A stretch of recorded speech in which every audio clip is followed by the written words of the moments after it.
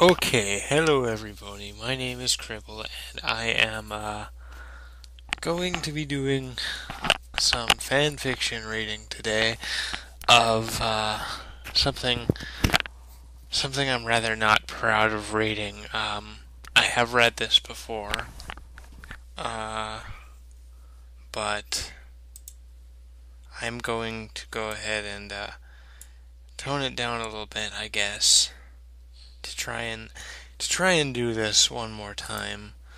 Um, Okay, it's called Blooming Apple by Raging Semi. It's humanized, involving Big Macintosh and Apple Bloom, and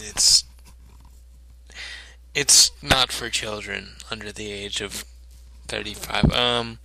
Okay, let's do this. Get your feet off the table, Apple Bloom scolded. Big Macintosh opened one eye at her, took his feet off the coffee table, shifted them over the armrest on the opposite side of the couch, then laid down comfortably. Ah, he grinned. That's much better. Are you serious? She asked. Do I look serious? You look like a lazy bum. Well, it's Sunday after all. You just gonna lay there all day? Pigs are slopped, he said. Cows are milked and out to pasture. Maybe I will, maybe I won't. Oh, yeah? Well, maybe I'll do something about it, she threatened. Like what? He asked. Maybe I'll tell Granny Smith that you had your feet on the coffee table. Big Macintosh smirked. Oh, yeah? Well, then maybe I'll tell Granny how you took $2 out of her purse when you thought no one was looking. Apple Bloom's jaw dropped open. Big Mac placed a big muscular arms behind his head and winked at her. Oh, yeah? She said. Well, I'll tell Applejack you've been peeing in the bathroom sink because you're too lazy to lift the seat after all damn I'm sorry, hold on. Well, I'll tell Applejack you've been peeing in the bathroom sink because you're too lazy to lift up the seat after all them times she scolded you about it. Big Mac's eyebrows raised. A serious challenge. You do that and I'll tell Applejack about those naughty pictures you've been doodling in your notebook.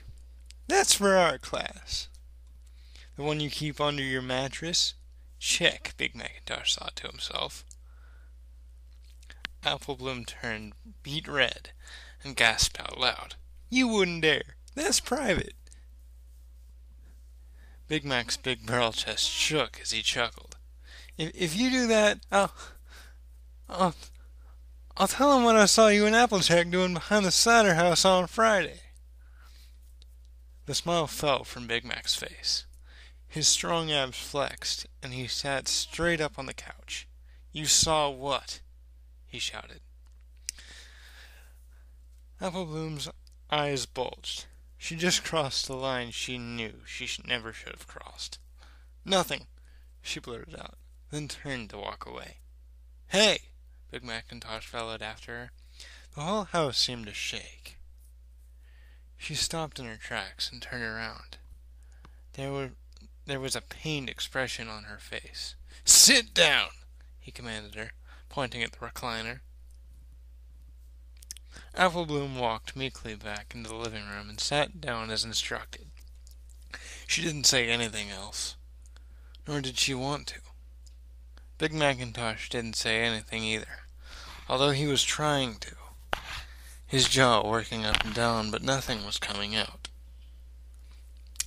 Unable to speak, he stood up and started to pace back and forth behind the couch.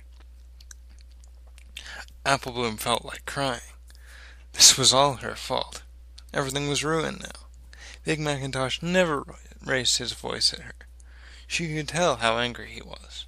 The veins were popping out on his arms, even on his neck.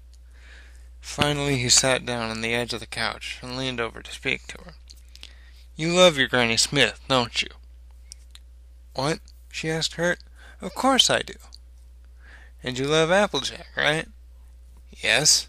And even me? course I do. I love my family.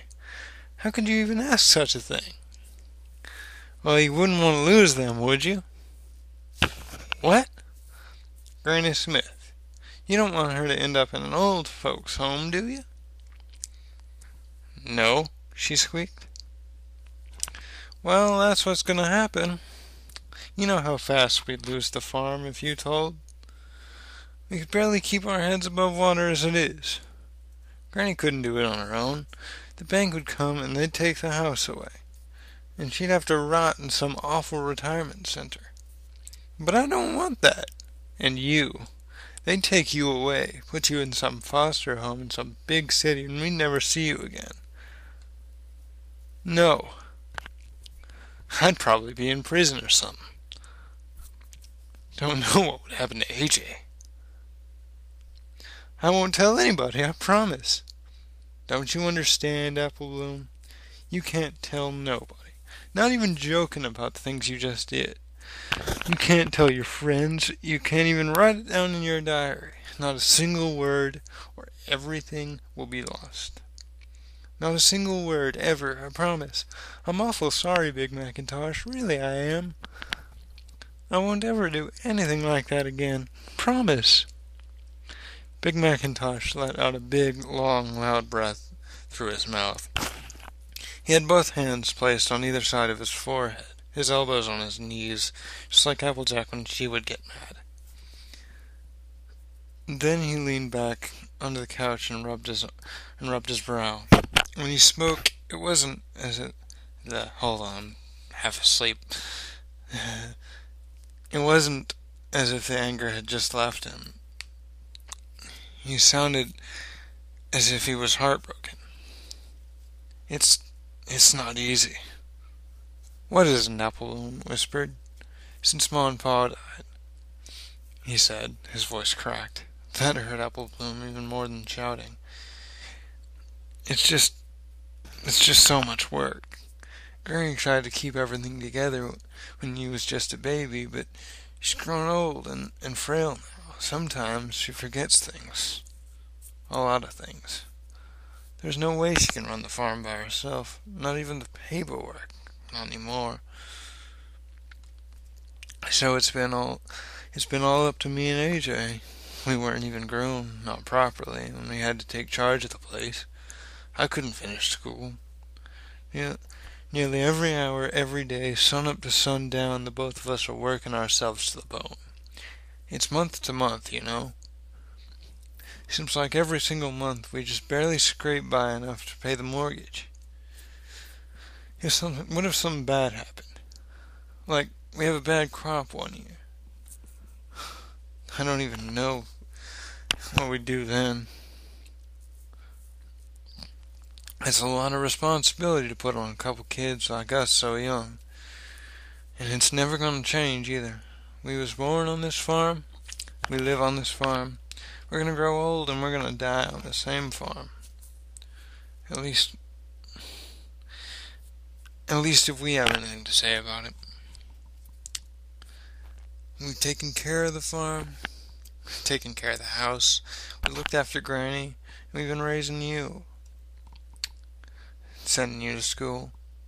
It's like we've already been husband and wife, me and AJ. We didn't ask for it. Neither of us will ever leave the farm because it can't exist without both of us. Society, the law, whatever.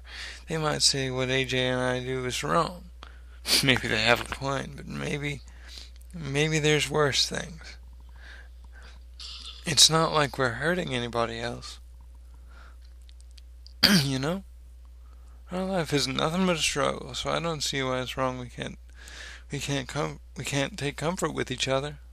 Big Macintosh exhaled, and his body seemed to go limp.